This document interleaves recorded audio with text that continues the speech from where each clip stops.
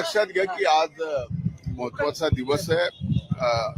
काल मंत्र्यांचा शपथ झाल्यानंतर आजच्या दिवशी सभागृहामध्ये सर्व मंत्र्यांचा परिचय करून द्यायचा ही एक प्रथा परंपरा आहे आणि त्या परंपरेनुसार आज मंत्र्यांचा परिचय करून दिल्यानंतर लगेचच ते मंत्री या ठिकाणी कामकाजाला लागू शकतात.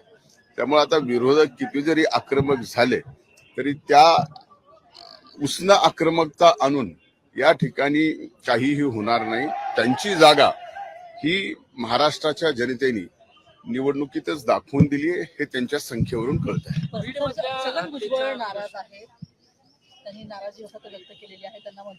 तर या बाबतीमध्ये स्वतः आदरणीय आमचे राष्ट्रीय अध्यक्ष राज्याचे उपमुख्यमंत्री अजितदादांनी स्पष्ट भूमिका सांगितलेली आहे.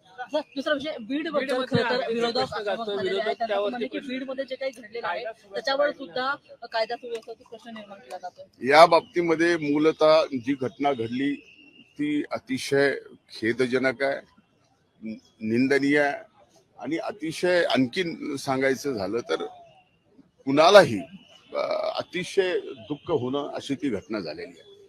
पण ती घटना ही एका व्यवहारातून झालेली आहे आणि त्या व्यवहारातून ही झालेली घटना त्याला मात्र कुठंतरी पूर्णपणानं राजकीय रंग देणं हे बरोबर नाही. मूलतः ज्याची हत्या झाली ते स्वर्गीय संतोष देशमुख यांना न्याय मिळाला पाहिजे आणि ज्यांनी कुणी ही हत्या केली आहे ते कुणी असो त्यांना अतिशय कठोर शासन झालं पाहिजे ही भूमिका आमची आणि सरकारची आहे.